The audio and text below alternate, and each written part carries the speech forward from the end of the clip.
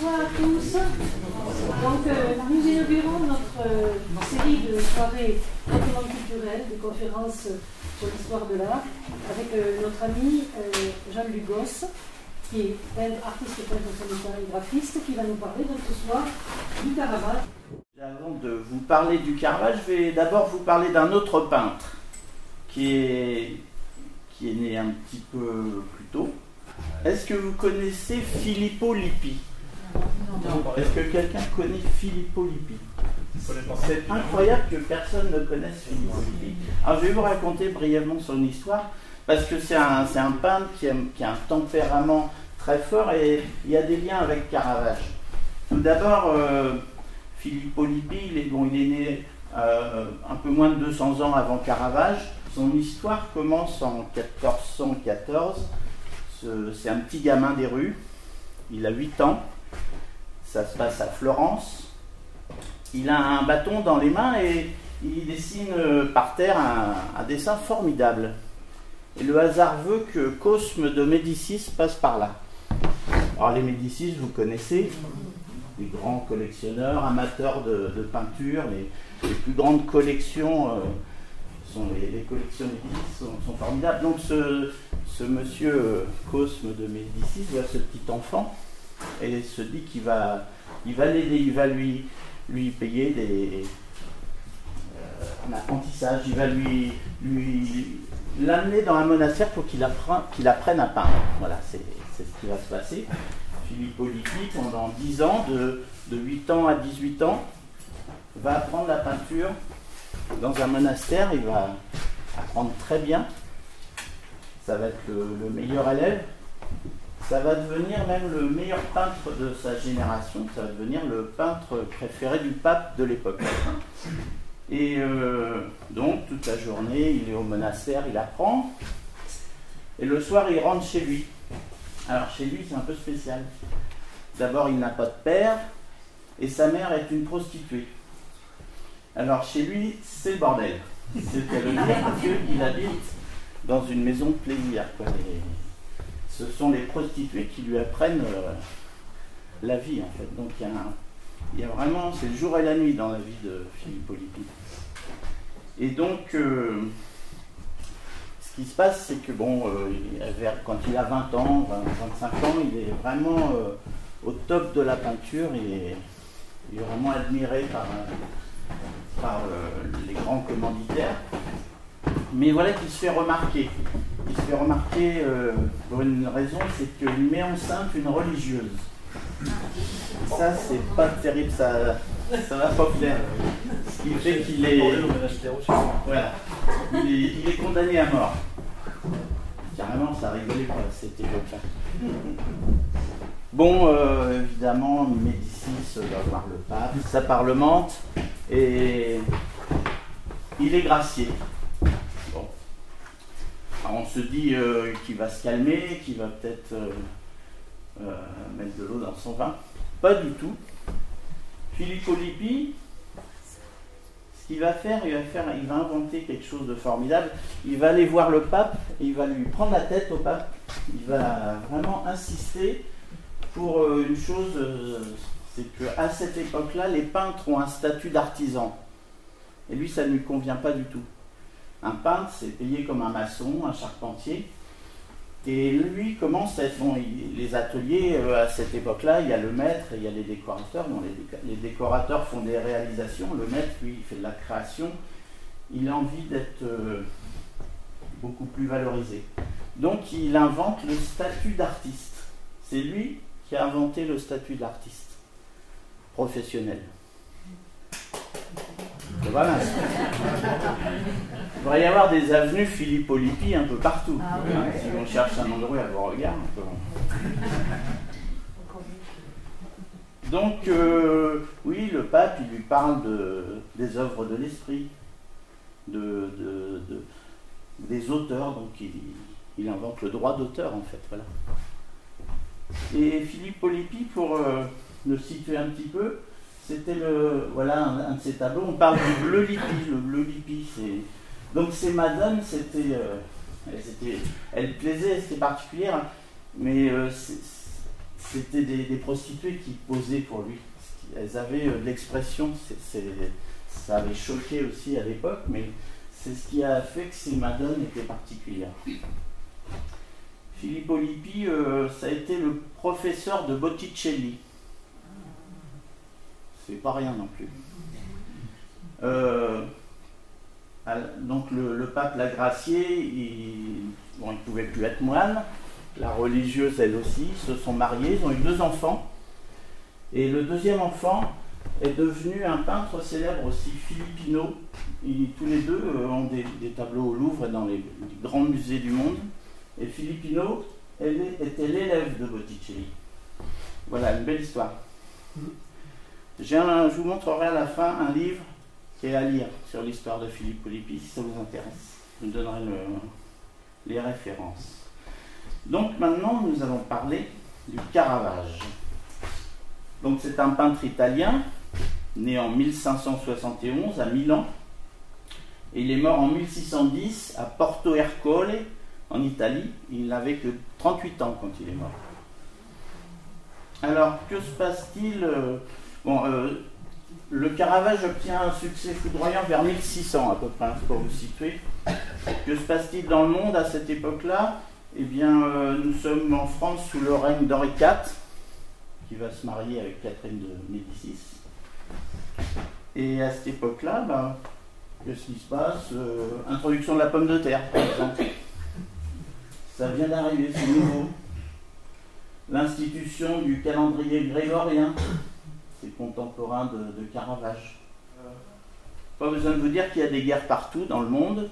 En France, c'est la fin de la 8e guerre de religion. L'édit de Nantes, 1598.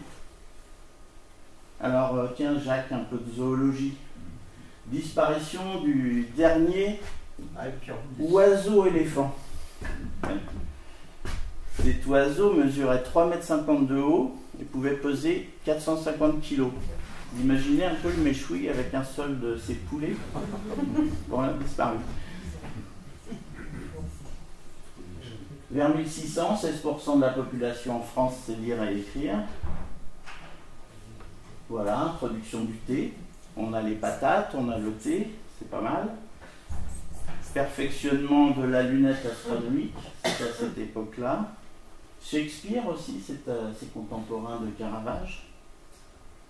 Et puis voilà, on explore aussi le minuscule, avec des inventions à cette époque-là. Mais pour que vous compreniez bien ce qui se passe au niveau de la peinture, quand le Caravage arrive, il faut remonter un petit peu plus loin. Donc on va remonter d'un siècle. Donc vers 1500, Rome connaît la plus extraordinaire révolution esthétique de l'art occidental. Donc à cette époque-là, Rome est flambant neuve. Il y a énormément de palais, on peint beaucoup, il est impensable de laisser des murs à nu. Les palais sont couverts de fresques, de peintures, de tableaux. Et Rome a eu le privilège qu'aucune des capitales au monde n'a jamais eu, c'est-à-dire de réunir en ses murs les 3 plus grands génies de la peinture de l'histoire occidentale, à savoir Léonard de Vinci, Michel-Ange et Raphaël. Ces 3-là, ils ont fait fort en même temps. Donc dans les années 1500. Donc nous sortons de la grande Renaissance. Ces 3 titans ont créé une esthétique qui pendant près de 100 ans a été dominante.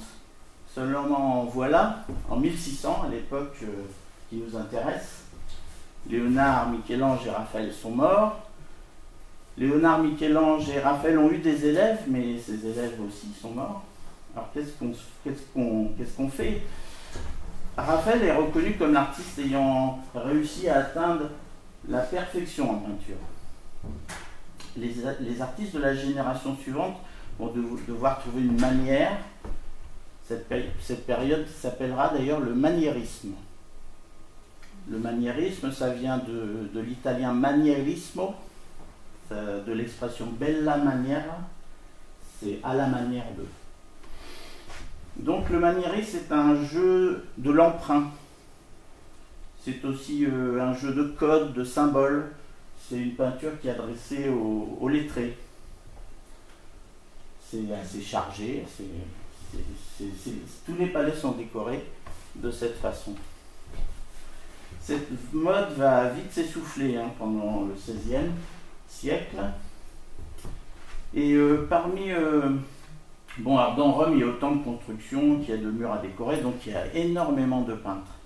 Et parmi ces centaines de palais, je vais vous en présenter un. Voilà, ce palais, c'est le palais Farnèse, qui est un bon exemple du maniérisme. Et c'est un palais très célèbre à Rome et c'est actuellement l'ambassade de France en Italie. Le palais Farnèse, eh bien le voilà, vu de l'intérieur, vous voyez, c'est somptueux. Ici c'est le plafond de la salle des réceptions, orné de grandes figurations en trompe-l'œil. Alors que fait-on de nouveau depuis Raphaël?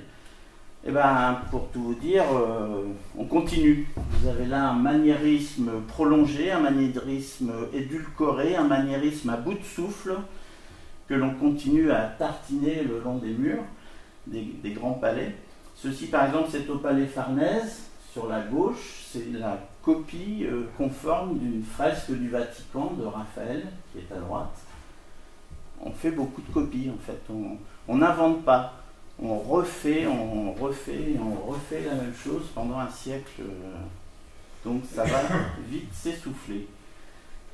Et alors ici, c'est une tapisserie, mais donc on reprend les mêmes motifs. C'est très bien fait, c'est somptueux, mais il n'y a pas d'invention, il n'y a pas de nouveauté. Voilà par exemple une peinture qui doit vous rappeler Michel-Ange. C'est un Atlante, très inspiré des fameux nus de la chapelle Sixtine, mais celui-là, il n'a pas le souffle extraordinaire des tableaux de Michel-Ange. Donc quand il y a traduction, ces traductions sont vraiment pâles. Et c'est ce qu'on a peint pendant un siècle dans les palais. Alors les artistes imitent les ouvrages de la sculpture, ils plaquent dessus des ouvrages de peinture, par-dessus lesquels ils plaquent encore des personnages qui ont l'air de se promener tout nus, comme ça, là-haut. C'est superbe, techniquement parlant. Nous sommes dans une période où le mot « techniquement » est important. C'est sans faille, c'est absolument admirable. La seule chose qui manque, c'est un justificatif à pareil déploiement de personnages. On se demande vraiment s'ils sont venus se nicher là-haut. Voici encore un panneau décoratif. Un autre. Ici, c'est un panneau des Caraches, représentant deux amours. Tous ces panneaux peints sonnent creux. Nous ne sommes plus dans la période de la grande inspiration. Nous sommes dans une sorte de creux de vague que connaît la peinture à cette époque-là. Bon, ça, c'était une introduction qui est importante pour situer ceci. Les critiques actuelles le disent, la peinture est morte à Rome au cœur du XVIIe siècle. Il n'y a plus de peinture, ou plus exactement, il n'y a jamais eu autant de peintres. Mais ce sont des faiseurs, ce sont des fabricants extraordinaires. Ils peignent vite et bien, mais de nouveaux génies, il n'y en a pas. Qui sont ces peintres? En fait, il faut quand même en citer quelques-uns. La grande dynastie des régnantes, les maîtres d'œuvre, ce sont les Caraches. Vous venez de voir ici une composition des Caraches. À côté des Caraches, il y a le Dominicain, qui est connu aussi, l'Albane, des peintres qui se sont fait une notoriété mondaine, car ils avaient des commanditaires importants.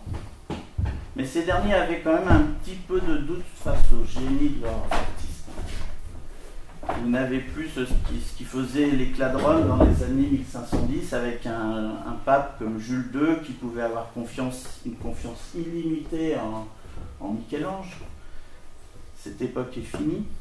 Les papes du XVIIe, les Innocent X, les Léon et autres commanditaires du Vatican font faire à la façon d'autrefois. Et c'est dans ce climat de faiseur que va se situer l'arrivée discrète d'abord, puis tonitruante, puis révolutionnaire d'un peintre complètement hors de tout courant, complètement hors de toute esthétique, refusant toute compromission. Et ce peintre-là, ce sera Caravage. Caravage qui va ouvrir la grande époque de la peinture moderne et l'arrivée de la peinture baroque. Et pourtant, pendant toute la période baroque, Caravage a été détesté. Il n'y avait que quelques très rares amateurs d'art à le comprendre, quelques plus rares amateurs à l'aider, à lui confier des commandes. Le reste de Rome le méprisait, le reste de Rome se moquait de lui, le reste de Rome le maudissait. Mais pour bien situer le débat, j'aimerais vous parler en 2 mots de l'un de ses pires détracteurs. Et c'est dommage parce que c'était un homme intelligent, c'était Nicolas Poussin. Nicolas Poussin régnait à Rome, bien que né en Normandie, près de Rouen. Nicolas Poussin devrait presque appartenir à l'école italienne.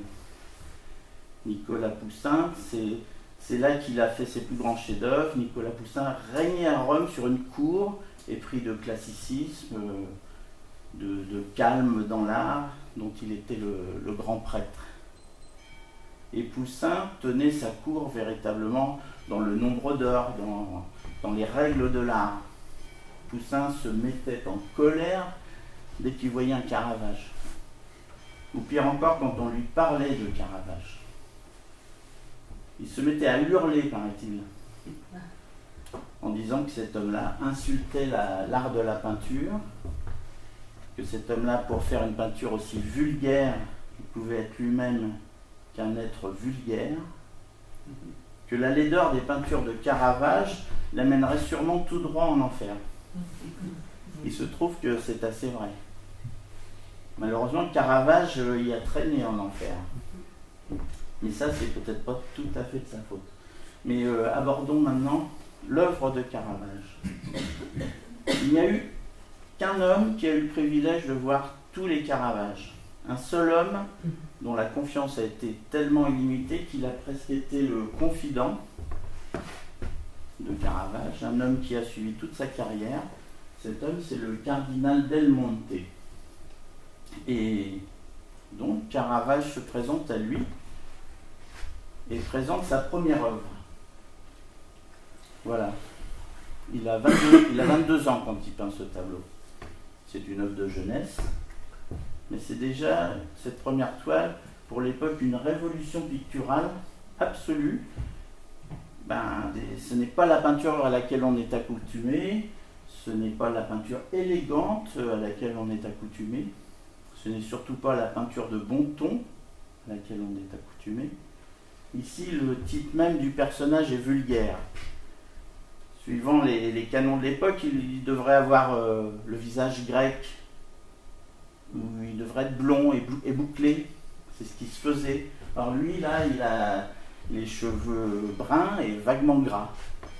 On trouve ça très vulgaire. Et les critiques s'en prennent à cœur joie. Le fond est noir, il n'y a pas de fond, on se demande pourquoi. Le luth devrait être moins présent, en quelque sorte. On lui reproche que c'est trop hollandais, c'est trop bien peint. Ça, c'est un reproche de spécialiste. Le vrai reproche, c'est le premier tout à l'heure, c'est vulgaire. C'est ça qu'on lui reproche. C'est de la peinture vulgaire. Eh bien, ce mot-là, on l'entend dès la première apparition du premier Caravage, et il collera à la peau de Caravage jusqu'au dernier Caravage. Alors, Caravage est tout jeune, il décide un peu de se calmer, d'être plus à l'écoute. Et puisque l'on veut plus mondain, il va prouver qu'il peut faire plus mondain. Et c'est vrai, là, c'est un peu plus mondain. Ce sujet, déjà, c'est plus mondain, parce que ça ne veut rien dire. Un jeune homme qui tient des agrumes, l'air un peu évanescent, c'est élégant, c'est creux. Voilà, ça plaît. Les fruits sont superbement peints. Magnifique. Le jeune homme dénudé comme ça, comme il faut, ça aussi on apprécie beaucoup, il y a une petite ambiguïté, c'est assez prisé à cette époque-là. Donc là, c'est rassurant. Et d'ailleurs, c'est à la vue de ce tableau que l'un des premiers marchands d'art, le fameux galeriste Valentin, a décidé d'inclure Caravage dans ce qu'on n'appelait pas encore son écurie comme aujourd'hui, car les marchands d'art ont des écuries. les peintres en étant les étalons. Donc Caravage rentre dans l'écurie de Valentin. Il y rentre, mais il en sort vite. Caravage refuse de rester dans ce ton d'élégance qu'on lui avait demandé. Ça ne lui correspond pas du tout. Alors, ensuite, avec ce troisième tableau, le fameux Bacchus, aujourd'hui au musée des Offices à Florence, il s'entête de nouveau. En effet, le torse n'est pas comme on aimerait. Et le regard, il est un peu perdu, ce regard. On voit que le Caravage s'est presque amusé avec ce qu'on lui demandait. C'est-à-dire qu'il y a tout sauf ce qu'il faut. Mais il a caricaturé à sa façon. Il est à côté de ce qu'on lui demande, mais c'est ce qu'il cherche. C'est à partir de ce tableau que l'on commence à dire « Monsieur Caravage va chercher ses modèles dans le ruisseau. Monsieur Caravage va piocher ses modèles dans les mauvais quartiers de Rome. » Bon, ça ne gêne pas trop tant qu'il s'agit de Bacchus, mais vous allez voir que d'ici quelques temps, ça va gêner beaucoup plus quand il s'agira du petit Jésus. Caravage donc continue avec des tableaux de plus en plus étonnants. Pour un de ses premiers commanditaires, le cardinal Borghese, il peindra ce tableau-là. C'est une reprise du Bacchus de Florence, mais le Bacchus ici est malade. C'est le fameux petit Bacchus malade. On a parlé d'autoportrait, on a parlé aussi d'un portrait d'un ami du moment, c'est possible. Caravage continue ici à ruer dans les brancards de ce fameux bon ton à une époque ou à un âge où il ne devrait surtout pas se le permettre, car il est évident qu'il devrait commencer par faire ce qu'on lui dit de faire, et puis ensuite essayer d'inventer. Mais voilà, Caravage est Caravage et il s'y refuse totalement. Et à chaque tableau s'affiche véritablement une révolution, ou presque une révolution. Dans ce tableau, le petit garçon mordu par un lézard, le rendu dramatique est tellement extraordinaire que vraiment c'est beaucoup plus qu'une anecdote. C'est beaucoup plus que la morsure d'un lézard. Le lézard est ici. C'est véritablement une espèce d'angoisse universelle. On commence à sentir le côté metteur en scène de Caravage. Jusqu'à présent, ce sont des petits tableaux. On appelle ça des tableautins. Le siècle en était friand. À côté des grandes compositions mystiques des Carages, des Albanes et des Dominicains, il fallait bien meubler les cimaises. Et à l'époque où on mosaïquait ces murs de tableaux en les collant cadre à cadre, comme ici, il fallait des petits tableaux pour combler les vides. Donc ça se vendait, donc ça se peignait. Donc Caravage commençait par faire des petits tableaux comme ceci. Nous sommes bien loin de la peinture de genre, nous sommes dans une peinture qui joue à la peinture de genre, mais qui apporte un élément infiniment plus brutal, plus violent, et surtout infiniment plus passionné. Ce tableau-là va clore cette première époque. Si on aime ces tableaux du début, qui sont intéressants, ce sont des tableaux qui n'ont rien à faire avec ce que sera le grand Caravage. Et il franchit le pas une première fois avec ce tableau à deux personnages. Et à cette époque-là, au XVIIe siècle, le mythe de la diseuse de bonne aventure, de la bohémienne, de l'égyptienne, était un mythe extrêmement à la mode, parce qu'il reflétait dans le monde profane ce qu'était la Marie-Madeleine dans le monde sacré. L'une des saintes les plus souvent représentées par la peinture baroque. Ce sujet des madeleines, des égyptiennes, était très prisé, tout le monde en peignait. Par exemple, ici c'est un tableau de Georges de Latour, en 1636. Caravage, lui, peint admirablement, mais avec des tas de choses que l'on n'a pas comprises, dans lesquelles, d'abord, le fait de couper les personnages, comme ça, à mi-figure, ça ne se faisait pas à cette époque-là. Il innove, tout le temps il innove, il fait des choses qu'on n'avait jamais vues. Pour nous, ça nous paraît banal, mais à l'époque, ils n'avaient jamais vu ça. Deuxièmement, le fait de les isoler pareillement. D'habitude, il y a un paysage dans lequel l'artiste peut montrer sa virtuosité. Troisièmement, la simplicité et donc la vulgarité du décor. C'est ce qu'on lui reproche aussi. Qu'est-ce que c'est que ce mur de chaux, on dirait aujourd'hui de béton, qui se dresse derrière? On ne comprend pas. Et quatrièmement, et surtout, ça c'est le pire, d'où vient la lumière? Qu'est-ce que c'est que cette lumière qui nous a mis là? Qu'est-ce que c'est que ces espèces de rayons bizarres qui partent comme ça en diagonale, qui ne viennent de nulle part pour en arriver nulle part? Donc non seulement M. Caravage peint de façon vulgaire, mais il ne sait pas peindre, disait-on, puisqu'il ne sait pas observer le réel. Ce rayon de lumière, en fait, sert essentiellement à lier le dialogue avec ces deux personnages, le dialogue des deux regards. Déjà, la recherche d'une lumière née de nulle part, une lumière qui est une révélation, une lumière d'origine divine. Ce qui fait de sa peinture une des peintures les plus mystiques qui soit. Au point où nous en sommes, maintenant, il faut que j'essaie de vous faire plus ample connaissance avec Caravage, que je vous raconte un petit peu d'où il vient, d'où il sort et où il va. Après quoi, nous pourrons mieux comprendre le vrai Caravage, c'est-à-dire le Caravage de la maturité, le Caravage des chefs-d'œuvre. Je vous rappelle dans un premier temps que Caravage ne s'est jamais appelé Caravage. Il s'appelait Michelangelo, comme tout le monde, de son prénom, et Merisi de son nom de famille. Et il est né à Caravaggio, en français Caravage, c'est le nom de son village. Très souvent à l'époque, le nom du lieu était le nom qu'on donnait, exemple, Léonard de Vinci est né à Vinci. Il a donc commencé l'étude de la peinture extrêmement tôt.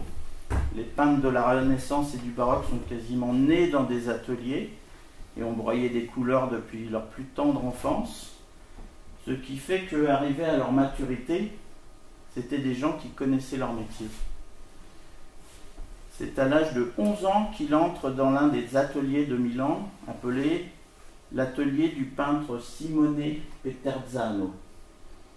Il reçoit là, jusqu'à l'âge de 18 ans, une éducation technique tout à fait extraordinaire. Peterzano était un bon peintre, mais ce n'était pas un génie, ce qui permit de ne pas influencer Caravage.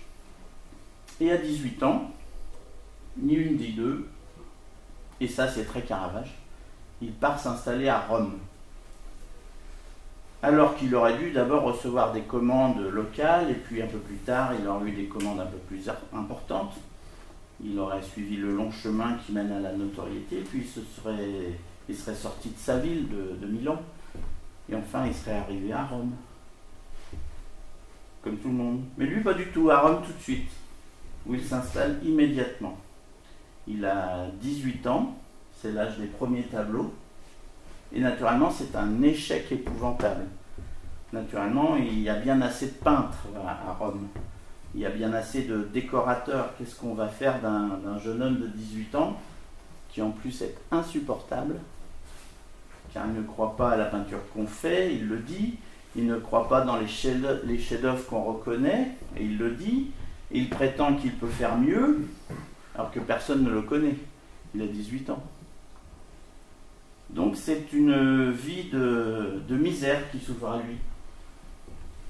Vous savez, donc la belle tradition de la bohème au 19e, et ben, Caravage l'a vécu.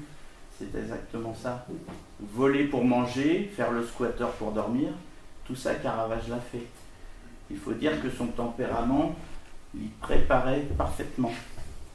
Là j'ai mis ce tableau parce que c'est un autoportrait, on voit son visage sur la droite, c'est le premier autoportrait. Alors en règle générale, quand on parle de Caravage, on dit qu'il était passionné, on dit simplement qu'il peignait jusqu'à très tard le soir. Mais en fait, il se saoulait grassement, il courtisait les femmes des autres, il se battait pour elles, ou c'était le mari qui le battait. Et ça, c'est une autre histoire. Et il finissait régulièrement au poste. Voilà la vie de la jeunesse de Caravage. Et je vous raconte pas ça de façon gratuite, ça ne servira pas à grand chose, mais je vous raconte ça parce que c'est très grave. Pour deux raisons. La première de ces raisons, c'est que la vie de Caravage va être du coup un exil permanent. Car attention, pour l'instant, il en est qu'à voler pour manger et à faire de la filouterie d'auberge pour boire. Mais bientôt, ça va devenir plus grave. Et ça, ce sont des choses historiques. Bien sûr, il devra fuir Rome.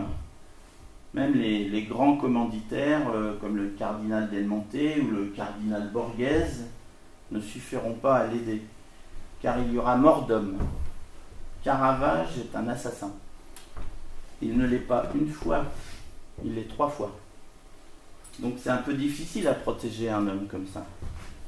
Donc les choses empirant, la première des constatations graves, ce sera cette fuite permanente, naturellement une mort prématurée. Mais la deuxième des raisons, qui est beaucoup plus importante et beaucoup plus grave, c'est que ça va être la porte ouverte à tous les critiques de l'époque. Et je veux dire par là qu'un Nicolas Poussin et tous ceux qui écoutent Poussin, les représentants du genre noble, tous ces gens-là, diront c'est une peinture vulgaire, mais ils ont beau jeu. Caravage ne fréquente que des prostituées de bas étage, Caravage est un voleur, Caravage est un assassin. Qu'est-ce que vous voulez qu'il peigne bien? Il ne peut peindre que ce qu'il est digne de peindre, c'est-à-dire des abominations. Parce que, par exemple, les saintes et autres personnages de Caravage ont souvent les pieds sales sur les tableaux. Et à cette époque-là, ça choquait beaucoup.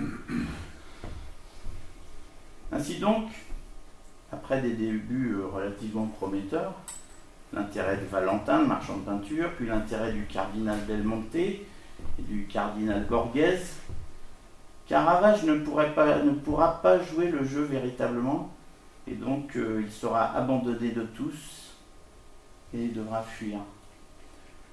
En 1607, c'est une fuite précipitée pour Naples. Il a été gentiment averti qu'il vaudra mieux qu'il dégage. Il y a mort d'homme. Puis en 1608, il doit fuir Naples pour se réfugier à Malte. Et la même année, 1608, pour s'être très mal conduit avec les chevaliers de l'ordre de Malte, ce qui est encore plus grave, il doit fuir encore pour aller en Sicile. Donc chassé de Rome, on le consigne à Naples.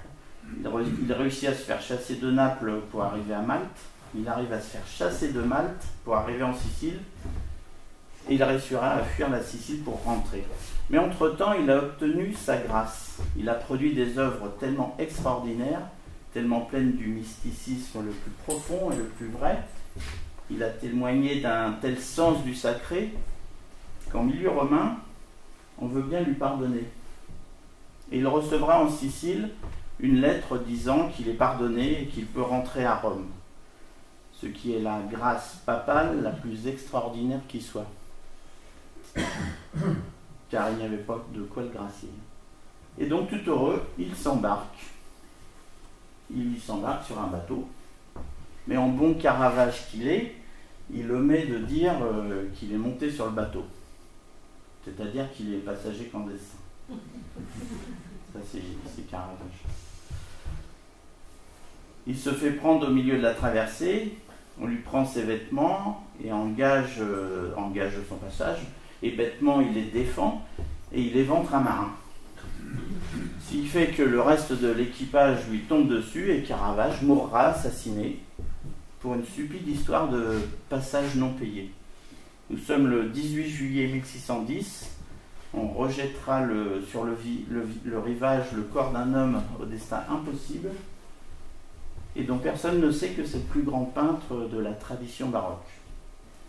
Michelangelo Merisi est mort crapuleusement sur une plage de Porto Ercole et son corps a été retrouvé 18 jours plus tard, on a retrouvé un corps pas très beau à voir, mais surtout on a découvert que ce pauvre Caravage avait fait près de 700 mètres en se traînant blessé à mort pour essayer d'appeler à l'aide, et qu'il était mort naturellement seul.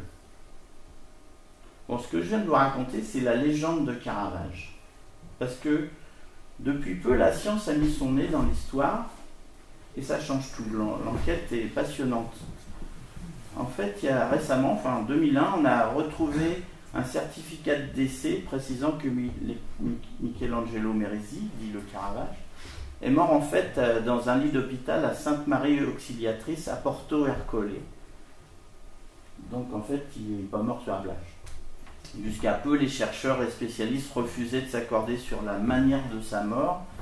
Soit on disait qu'il avait été assassiné par les chevaliers de Malte, qu'il était mort de la malaria ou de la bruxellose ou du paludisme.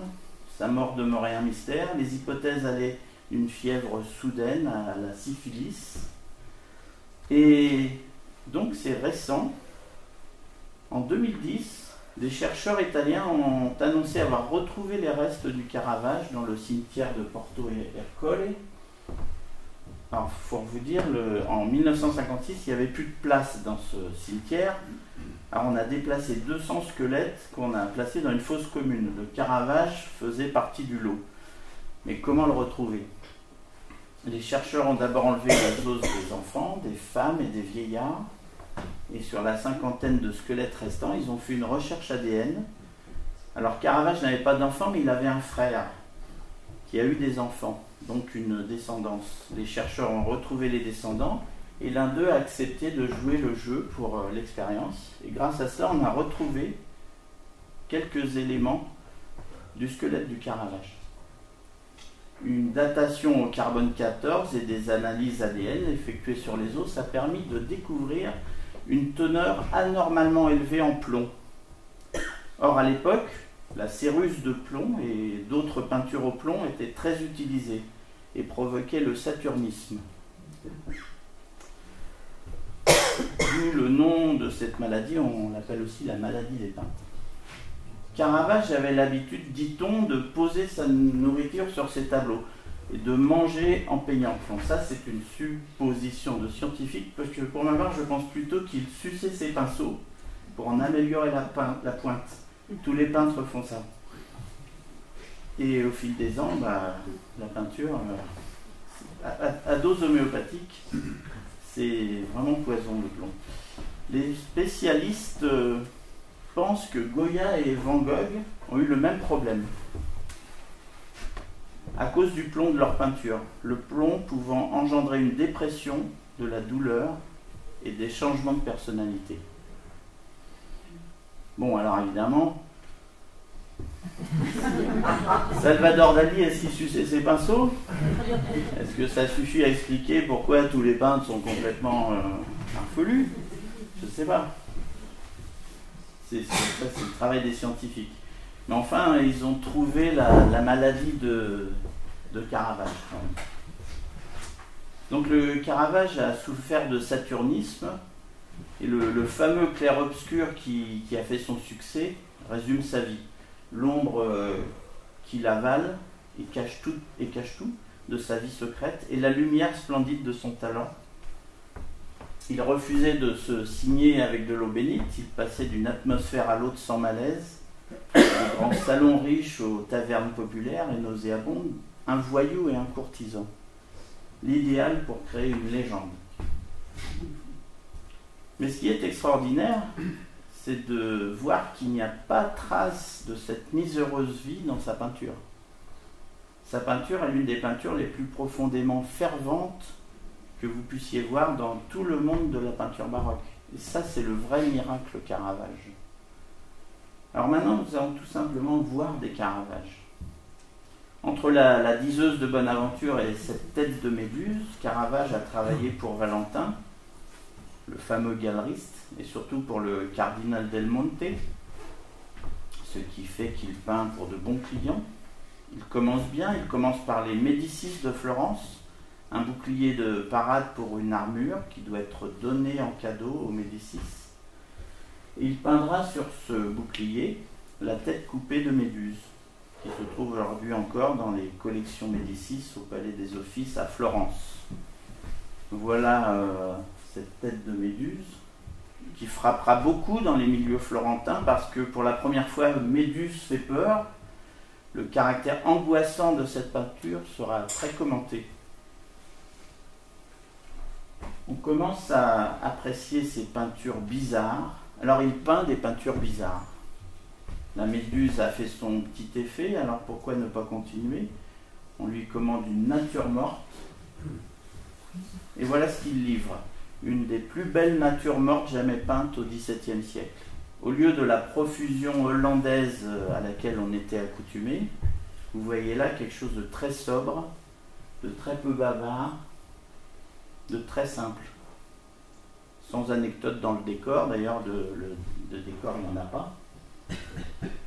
J'ai vu ce tableau à la Pinacothèque Ambrosio de Milan, c'est un petit format magnifique. C'est d'une nouveauté absolument extraordinaire. Bien peu nombreux sont les amateurs qui le reconnaîtront, mais quand même il y en a quelques-uns. Quelques-uns parmi lesquels notre cardinal del Monte, qui maintenant rentre en scène.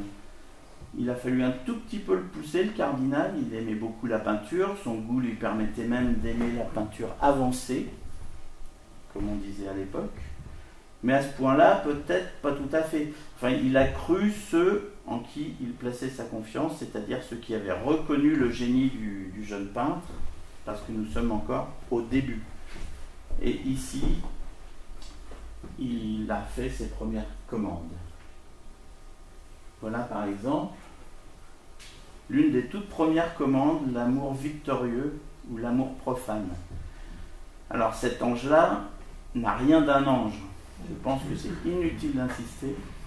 Ça a beaucoup frappé les esprits, ça va de soi. Ça a un petit peu inquiété le cardinal del Monte, mais il s'est demandé donc s'il n'avait pas mal placé sa confiance, mais il a quand même accepté le tableau. Sans commentaire. Et encore un tableau bizarre pour l'époque, on a peint beaucoup de narcisses, comme on a peint beaucoup d'amour profane, beaucoup de nature morte, beaucoup de diseuses de bonne aventure. Les thèmes ne sont pas originaux, ce sont des thèmes que l'on aime. S'il y a eu beaucoup de narcisses commandés au XVIIe, on a peu livré de tableaux avec cette audace-là. C'est-à-dire un tableau qui se coupe par le milieu, avec une absolue symétrie entre Narcisse et son reflet. Ça aussi, ça ne se faisait pas. Bon, à Caravage, à ce moment-là, on a assez des coups d'audace. Il trouve que ce sont des coups d'audace creux. Il veut peindre, peindre, peindre. C'est tout, il veut peindre.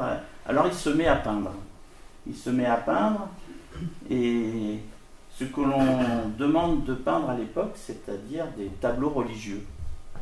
Or, chose extraordinaire, depuis ce tableau que vous avez sous les yeux, jusqu'à la fin, Caravage ne peindra presque plus jamais autre chose que des tableaux religieux.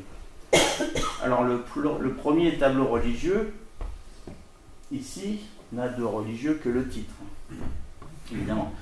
Car quoi de moins religieux que l'ange que vous avez là? Alors, il y a la Vierge à droite, il y a Joseph.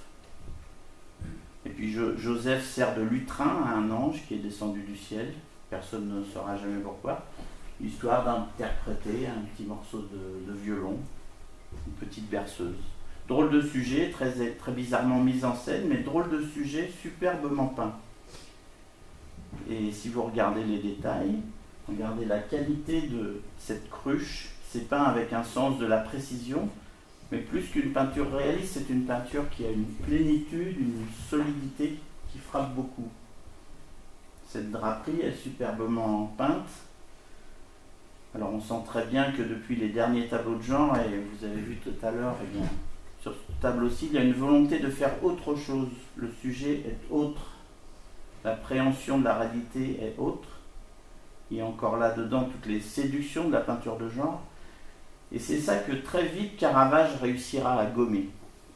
De moins en moins, ces tableaux seront plaisants au sens propre du terme. De plus en plus, ce seront des tableaux essentiels. Voici le fameux mythe de Judith.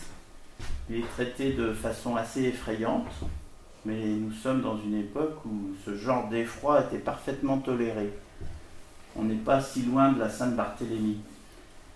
Et vous savez que la Sainte-Barthélemy, c'était presque contemplé comme un spectacle plutôt que comme un meurtre rituel à l'époque. On avait le sang plus trempé qu'aujourd'hui, c'est tout. Donc le fait même que la lame pénètre dans le cou du moribond ne gênait pas. Le fait que ce soit une frêle jeune fille qui tienne les accessoires, ça ne gênait pas non plus. Le fait que la suivante ait l'air d'une gorgone, ça ne gênait pas non plus. Ici, Caravage a tendu les drapés de façon que ce soit les drapés qui donnent l'illusion du dynamisme dans cette toile. Alors voilà un détail de la tête de Judith. Caravage a voulu lui laisser sa beauté, mais il marque quand même cette espèce de second degré de la beauté qui est l'horreur dans le froncement des sourcils et dans cette espèce de concentration terrible du regard. C'est là où je trouve que Caravage est un excellent directeur d'acteurs. Il dirige ses modèles comme on le fera plus tard au cinéma et au théâtre.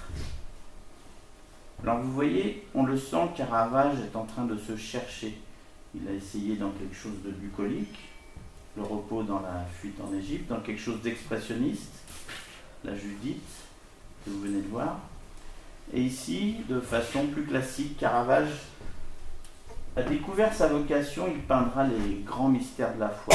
Car il y croit au fond de lui-même. Mais il se cherche, on vient de voir déjà ces trois genres, maniérisme, expressionnisme, classique et même académique, dans ce Saint François en méditation. Le genre est quelque chose qui ne s'oublie pas vite, et dans cette reconversion de son génie, Caravage se cherche, se travaille. Et le premier coup de génie paraît, vous l'avez sous les yeux, c'est un tableau charnière, c'est la conversion de Marie-Madeleine. Caravage a choisi le moment le plus difficile, c'est le moment où, courtisane encore, elle est en train de se dépouiller de ses ornements. C'est un beau symbole d'ailleurs, parce que c'est le symbole de la Rome en période de contre-réforme. Il a représenté la Madeleine en la refermant complètement sur elle-même. Elle est ramenée à une forme ovoïde, presque une forme d'œuf, pour montrer ce que sera bientôt l'éveil de la Madeleine. Et pour marquer que cet éveil est un sacrifice, il a placé en bas, à gauche, ce qu'on appelait au XVIIe siècle une vanité, c'est-à-dire une nature morte qui contient à peu près tous les bijoux dont elle s'est séparée. Voilà le détail. Je vous signale au passage que, vous avez peut-être remarqué, il y a une boucle d'oreille, ici, là, qui est la même que tout à l'heure.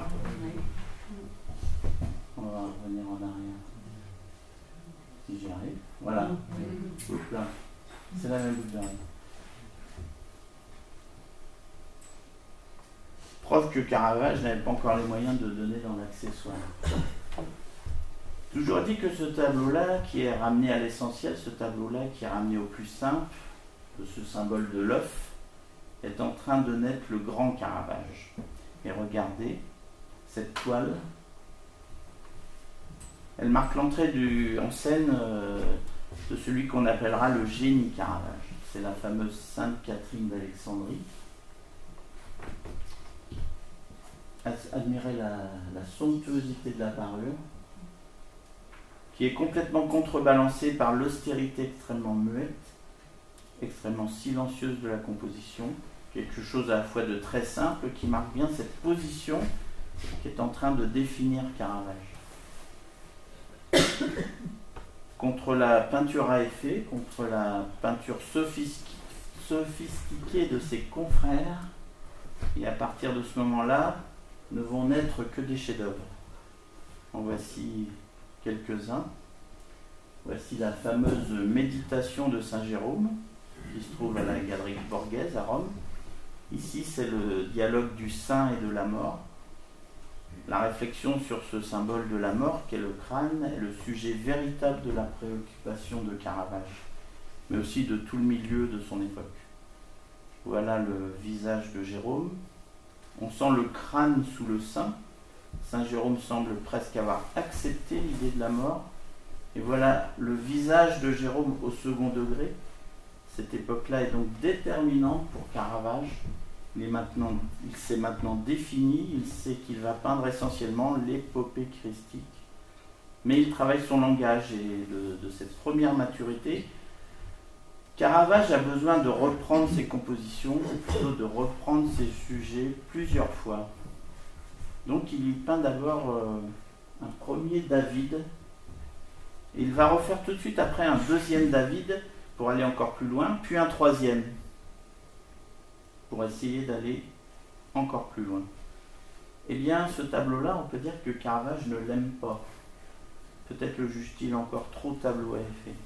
Et il le reprend, le même thème, dans une deuxième version. On a vraiment l'impression de...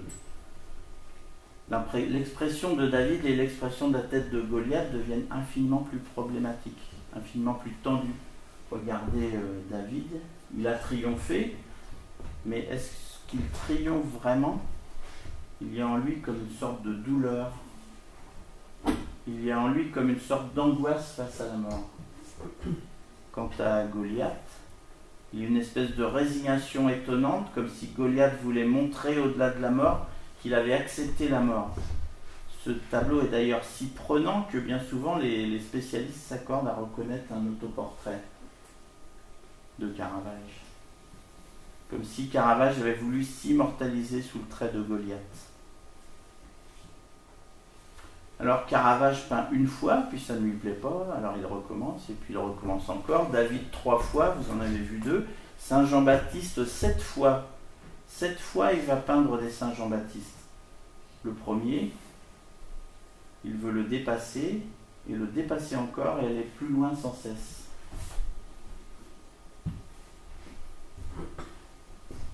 Ici, un saint qui est plus un pâtre grec qu'un saint proprement parlé. Ce tableau-là n'a rien de bien religieux. Ce n'est pas pour ça que c'est un mauvais tableau. Simplement un tableau un peu surprenant à mettre dans une sacristie. C'est une première version.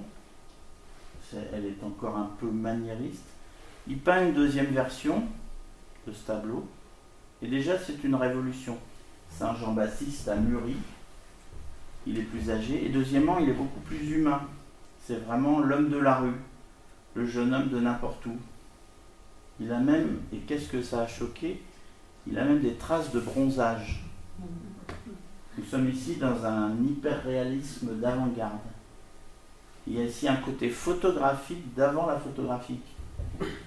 Regardez l'encolure de son vêtement, il a vraiment laissé la trace d'un bronzage. Donc c'est n'importe quel homme, et non seulement c'est n'importe quel homme, mais le visage a des traits si fermés, si communs, que vraiment il y a quelque chose de choquant pour l'époque. Voici un autre Saint Jean-Baptiste. Ici, l'ombre et la lumière jouent de façon telle que le visage accuse l'ambiguïté du sentiment. Le visage est relativement paisible, mais l'ombre et la lumière rendent ici la violence même de Saint Jean-Baptiste. Et c'est en répétant ces sujets, en les traquant, en les scrutant, en les analysant, en progressant chaque fois, que Caravage apprend à donner la pleine mesure de lui-même. Et cette pleine mesure de lui-même, maintenant, il va la donner à chaque commande. Alors, puisque on parle de commande, je vais ouvrir une parenthèse pour vous parler d'un autre peintre. Alors, est-ce que vous connaissez ce peintre, Gérard Doux? Personne ne connaît Gérard Doux. Alors, Gérard Doux, il est formidable parce qu'il a inventé lui aussi quelque chose d'essentiel. Gérard Doux, c'est un peintre flamand. On prononce plutôt Gerhard, mais enfin, je connais pas l'accent flamand. En français, on dit Gérard. Donc, Gérard Doux, c'est un élève de Rembrandt. Donc, c'est 50 ans après Caravage. Et c'est l'un des premiers hyperréalistes, lui aussi. Il travaille l'ombre et la lumière, comme Caravage. Il travaille le trompe-l'œil. Et cet artiste, un jour, alors, son atelier était au premier étage, et il voit que la boutique en dessous est à louer. Donc il lui vient une idée géniale. Il va louer cette boutique et il y installe ses tableaux. Et il invente l'exposition. C'est pas mal. Donc avant ce Gérard Doux, les peintres ne travaillaient uniquement que sur commande. C'était bien de le souligner. Ça, c'est encore c'est un boulevard, un nom de rue, Gérard Doux. C'est dommage qu'il soit un peu plus connu. il a des tableaux au Louvre aussi, Gérard. Donc, maintenant, nous arrivons à l'époque des chefs-d'œuvre chez Caravage. Un premier chef-d'œuvre, le repas à Emmaüs. Bon, malheureusement, il a été horriblement restauré au cours des siècles. Ce tableau a été peint par le Caravage lors de son séjour dans un des palais près de Rome, où il avait trouvé refuge après sa première fuite, après l'assassinat de Ranuccio Tomazzoni. Alors, Caravage jouait au jeu de paume. Vous savez, le jeu de paume, c'est comme le tennis, mais ils n'avaient pas inventé les raquettes à l'époque. Donc, il jouait avec Tomazzoni, il jouait de l'argent. Tomazzoni gagne 10 écus. Caravage pense qu'il a triché. Les deux se fâchent, se disputent, les épées jaillissent et Tomazzoni est tué. C'est là où Caravage est un assassin, mais on est dans les films de KPDP. On sortait assez facilement son épée. Donc c'est comme ça que ça s'est passé. Un deuxième chef-d'œuvre, c'est la mise au tombeau, exposée à la Pinacothèque Vaticane à Rome. Il y a quelque chose de terrible dans ce tableau qui est le Christ qui est déversé dans le tombeau. Et remarquez ce qu'il y a de terrible, c'est surtout que Caravage nous a situés non pas au-dessus, c'est-à-dire pouvant regarder la scène de façon détachée. Il ne nous a pas mis à niveau non plus, ce qui permettrait d'avoir un regard comme le regard des acteurs. Il nous a mis au fond du tombeau. C'est en contre-haut que la scène se développe. Nous sommes au fond du tombeau. Et nous allons recevoir quasiment ce corps sur la tête. Et c'est là où Caravage devient un grand prédicateur. C'est que vraiment il donne la pleine mesure du sacrifice par le poids qu'il accorde au corps mortel de celui-ci. Cette sorte de vérité extraordinaire de Caravage, ça lui appartient en propre et il va poursuivre. On a vraiment une scène de théâtre, là, on a vraiment l'impression d'être au théâtre. Il dirige les acteurs, il y a la lumière, j'ai l'impression d'être au théâtre quand je vois ça. Après la mise au tombeau, voilà maintenant deux tableaux qui vont se succéder, deux tableaux qui ont été peints pour l'église Santa Maria del Popolo à Rome. Regardez l'audace d'avoir représenté ce sacrifiement sur une grande diagonale que suit de tout son poids le corps du martyr. Caravage nous a mis le bourreau en pleine figure, et pire que le bourreau, les pieds sales du bourreau. Et pourquoi pas? Mais à l'époque, personne n'a voulu comprendre. On était à une époque où on se lavait les pieds avant de poser, on se lavait les pieds avant de crucifier, donc on a jugé comme une audace de peinture épouvantable, et de plus, personne n'a vu la beauté, l'originalité, l'émotion poignante d'un tableau comme celui-ci, mais uniquement cette vulgarité hyper réaliste qui colle dès maintenant au corps même de Caravage. Le tableau qui lui fait face dans la même église, c'est un tableau des plus étourdissants. C'est la conversion de Paul. Il est tombé de cheval. Le cheval a presque l'air de le piétiner. Mais Caravage a réussi à donner ici l'illusion du miracle. Car c'est bien d'une lumière miraculeuse que le personnage principal reçoit. Cette composition se referme de nouveau dans une forme d'œuf. Le bras du saint, la colure même et la croupe du cheval, cette composition-là est l'une des plus fortes que Caravage n'ait jamais osé. Nous sommes maintenant en plein dans la grande maturité de Caravage. Et Caravage va poursuivre cette recherche. Cet homme qui est un homme à qui on reproche de boire, de se saouler, de voler, de piller, d'assassiner, cet homme-là peint sans relâche. Même des tableaux comme celui-ci, dont il est si mécontent qu'il les détruit, sauf un petit bout qu'il veut bien conserver. Car ce que vous avez sous les yeux, c'est un morceau de tableau. À cette époque-là, enfin, les commandes arrivent, faites par les gens les plus audacieux. Je vous les montre. la Vierge dite des palefreniers. Elle a été offerte par la corporation des palefreniers pour orner la basilique Saint-Pierre de Rome. La Vierge tient l'enfant, lequel piétine le serpent de l'hérésie, étonnante Vierge, une Vierge de faubourg, étonnant enfant qui prend presque une sorte de plaisir à piétiner son serpent, mais surtout étonnant serpent, qui n'a jamais été aussi serpent qu'il est serpent ici, un peu trop d'ailleurs. Alors, on va voir quelques détails. Voici cette Vierge. J'allais dire qu'elle n'a pas l'air très vierge, mais comprenez-moi, c'est vraiment pas du tout l'image de la grande tradition de l'époque. Je comprends que ça a pu étonner et surprendre. Voici l'enfant qui piétine son serpent, qui est gluant d'hérésie. Tableau suivant, c'est une autre commande, la Vierge dite des pèlerins, un des Caravages qui est encore à son emplacement d'origine, à l'église Saint-Augustin à Rome, une Vierge extraordinaire. La Vierge est chez elle, des pèlerins demandent à la voir. Elle a déjà eu les mages, elle a eu les bergers, et maintenant elle a les pèlerins. Mais pas de problème. Elle sort pour montrer son enfant. Et je ne voudrais pas que vous pensiez que je me moque du thème, hein, surtout pas. C'est ça que Caravage, avec son caractère, a dû se dire, je dois peindre une Vierge qui est sollicitée par des pèlerins, elle doit leur montrer l'enfant, et aussi les accueillir, les abreuver, peut-être les nourrir. Or, regardez, c'est ça que Caravage a su montrer. Ce n'est pas que la Vierge a l'air impatiente, non, mais la Vierge, en tout cas, n'a l'air ni complètement détachée, ni complètement ailleurs. Elle a simplement une présence maternelle. On devrait l'avoir. Caravage, en tout cas, la lui donne. Il y a vraiment une très grande attention dans son regard. Et puis, ce petit enfant, il pèse vraiment dans ses bras. Il n'est pas en suspension comme ça. Il est fermement tenu. Et les pèlerins, on y croit. Ils ont vraiment vu la Vierge. Ils ont vraiment vu l'enfant. Ils n'ont pas vu une vision bleutée, comme trop souvent dans la peinture classique. C'est justement cette forme de réalisme, de vérité, qui est le grand message de Caravage.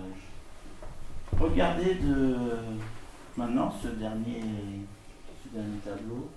C'est une grande commande, c'est la Vierge du Rosaire. Elle est peut-être un tout petit peu moins émouvante que les deux précédentes, mais c'est une commande, une grande commande. Et la mise en place des personnages a vraiment été imposée à Caravage. Regardez la beauté des mains, la beauté des visages, des bras, cet attache de la lumière, le sens des portraits. Vous voyez que c'est une très grande peinture. Alors ici, je crois que ce sont les pieds les plus sales que Caravage ait peint. Alors maintenant, nous arrivons à une toute dernière période, c'est la période de l'exil.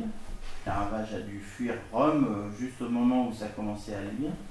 Et puis voilà, tout est à recommencer, il doit partir. Et bien, à ce moment-là, c'est privé de ses racines, c'est privé de sa sécurité relative, privé de ses protecteurs, que Caravage va devenir un peintre bouleversant. Vous avez déjà vu des choses bouleversantes, mais là, ça continue. Il peint d'abord la mort de la Vierge.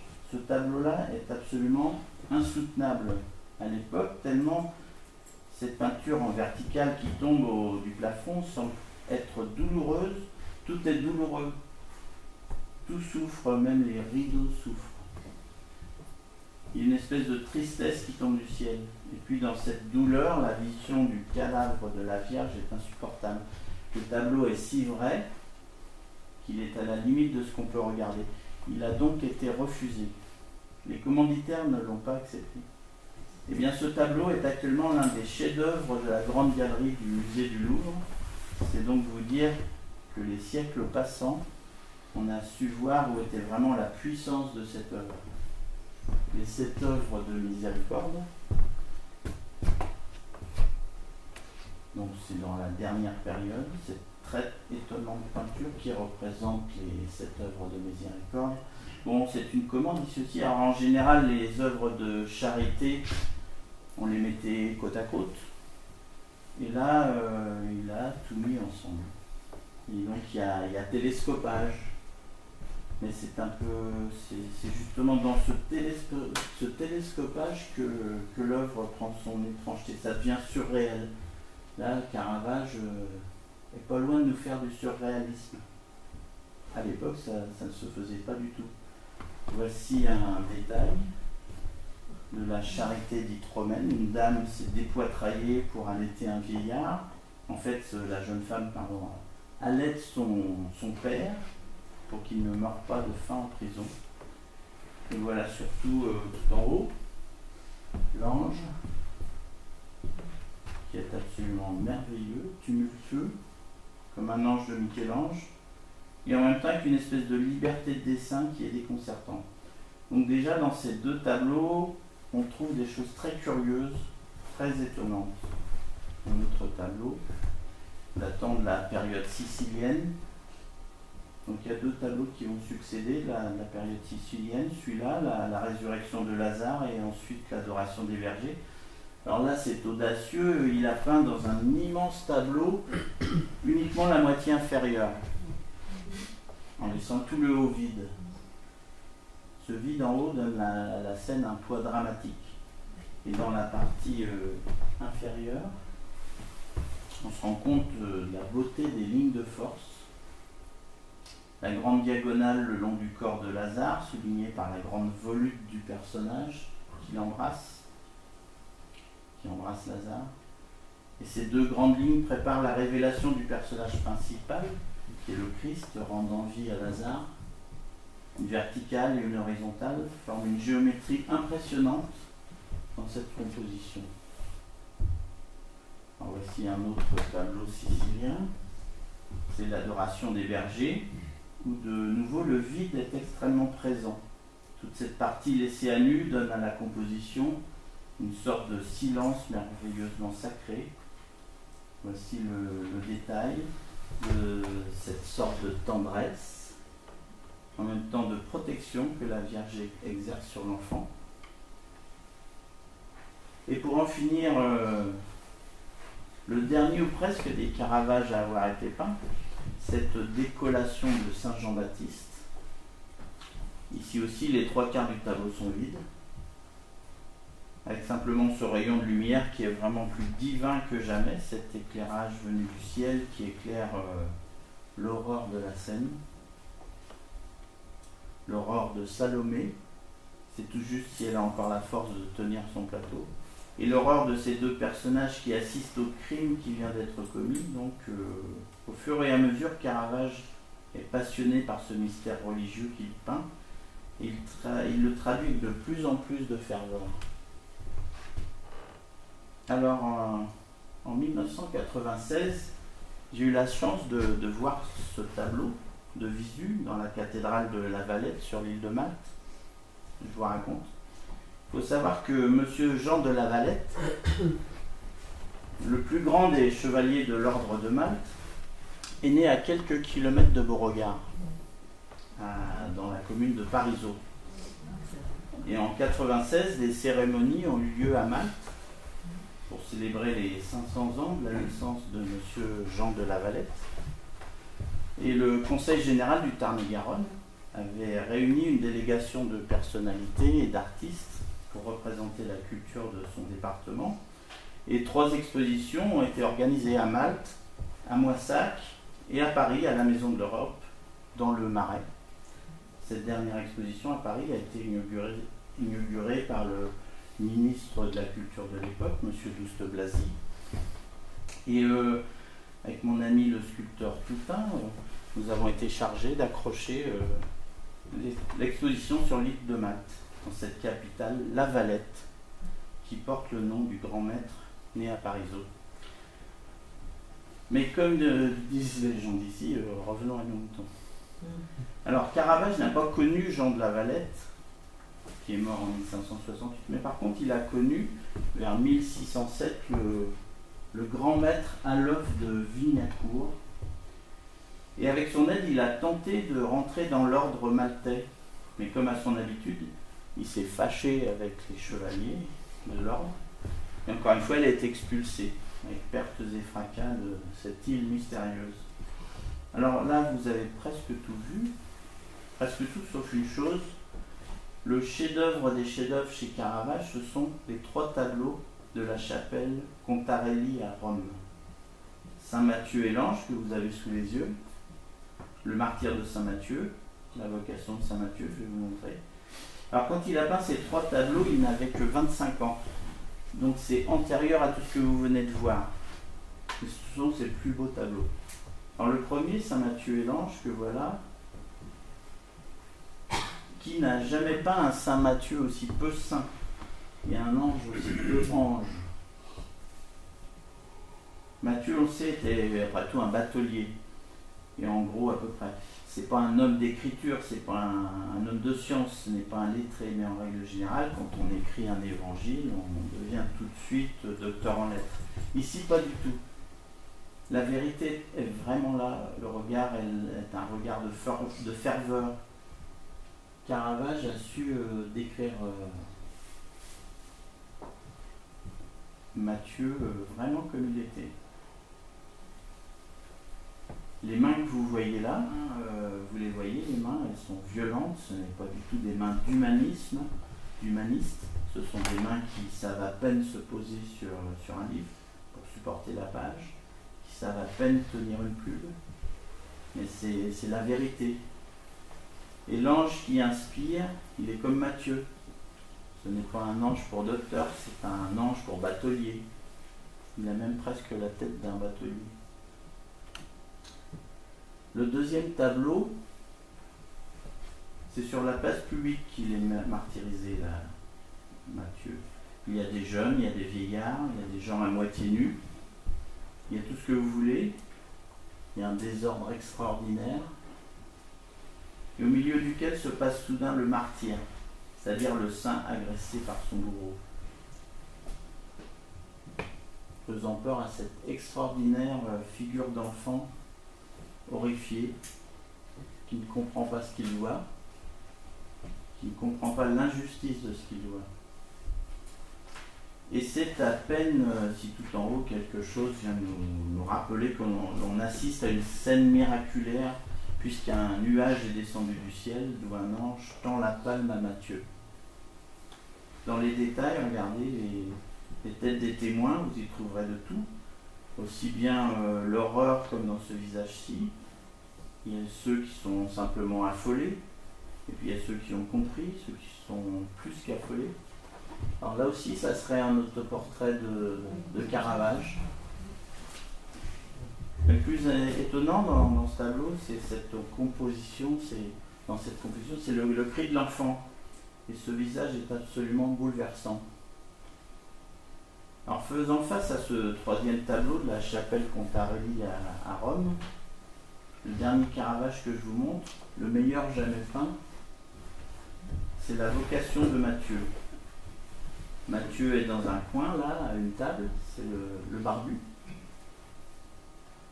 Il y a un peu tout le monde, il y a celui qui est en train de compter la recette du jour, il y a vaguement l'usurier qui est en train lui aussi de vérifier, il y a un petit jeune homme, il y a un autre petit jeune homme, puis il y a au milieu, il y a Matthieu au milieu. Puis il y a deux personnes qui entrent tout simplement dans cette pièce-là. Puis les petits jeunes gens se retournent pour voir qui entre et c'est tout. Mais le miracle de ce tableau-là, c'est qu'il est justement en train de se passer quelque chose. Le Christ vient d'entrer et désigne Matthieu en lui demandant de le suivre. Et Caravage, il réussit ici à nous faire un tableau où nous devons comprendre qu'il y a un miracle. C'est pas évident un miracle. Et justement, Caravage l'a voulu non évident. Saint-Pierre cache le Christ, les jeunes gens cachent Matthieu, et c'est bien cela, ce regard-là, qui est désigné par cette main-là. Voilà le miracle du clair-obscur. Voilà en même temps le miracle de Caravage. Quelques détails. Le jeune batelier qui compte sa paye. Il ne se rend pas compte qu'il se passe sous ses yeux un miracle. À côté, un jeune homme.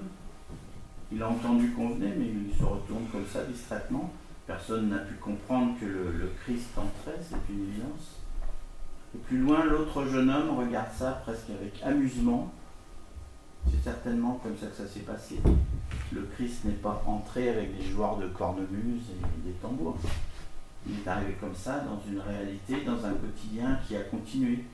Il n'y a que deux hommes qui se sont compris, c'est le Christ et c'est Matthieu. Et c'est à ce moment-là que Matthieu, l'œil plus lumineux que jamais, se sent véritablement désigné.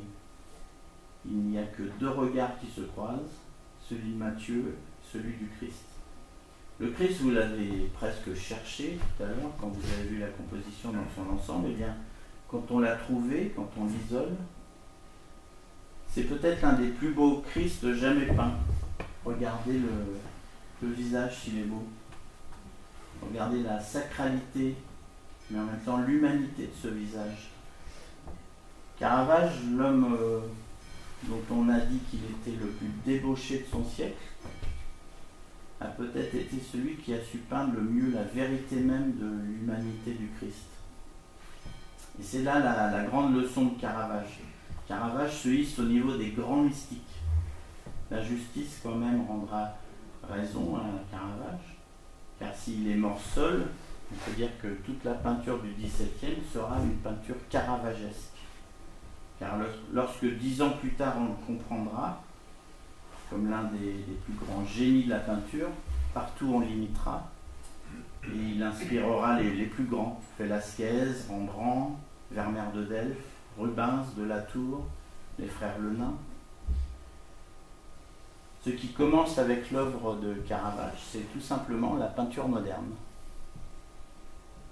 Et pour conclure, je voulais vous montrer un tableau qui me paraît digne d'être mis juste après. C'est une autre tête de Christ, mais celle-là, elle est due à Rembrandt. Rembrandt qui est peut-être l'un de ceux qui a le mieux compris le mystère de Caravage. Donc en passant de cette vie mouvementée de Caravage à la grande peinture du XVIIe, et même jusqu'à Rembrandt, j'ose espérer que ce soir nous aurons rendu justice au Caravage. Alors j'avais prévu de finir là-dessus, mais Caravage est dans l'actualité. Je ne sais pas si vous avez vu les actualités ce mois-ci, mais on a retrouvé dans un grenier à Toulouse un Caravage. Et les experts ont confirmé qu'il s'agissait d'un original. Ce tableau a été estimé à 120 millions d'euros. Alors voici l'autre version qu'on avait vue tout à l'heure, vous voyez. C'est le même thème. Judith décapitant Holoferne. Alors on sait que c'est un original parce que sous les mains il y a des repentirs, ce qu'on appelle un repentir, c'est-à-dire que le peintre a essayé avec la main comme ça on voit le dessin. Quand c'est une copie, il n'y a pas d'essai, c'est copié comme l'original. Donc ça c'est vraiment un original, ça a été confirmé. Et le plus étonnant dans cette découverte, c'est qu'on a découvert un manuscrit. Et sur ce manuscrit, il est écrit qu'il y avait, lors de la vente de ce tableau à Toulouse, à l'époque, il y avait un deuxième Caravage. Donc, on sait que dans un grenier de Midi-Pyrénées, quelque part, il y a un deuxième Caravage qui dort. Et on sait le thème, c'est un David et Goliath, une autre version. Donc, vous pouvez aller jeter un coup d'œil dans votre grenier. On ne sait jamais. Parce que les gens qui l'ont trouvé, l'autre, c'est bon pour eux. Donc, voilà. Rendez-vous au prochain vide-grenier de Beauregard, le 17 juillet. Pour voir le Caravage, peut-être. Voilà, je vous remercie.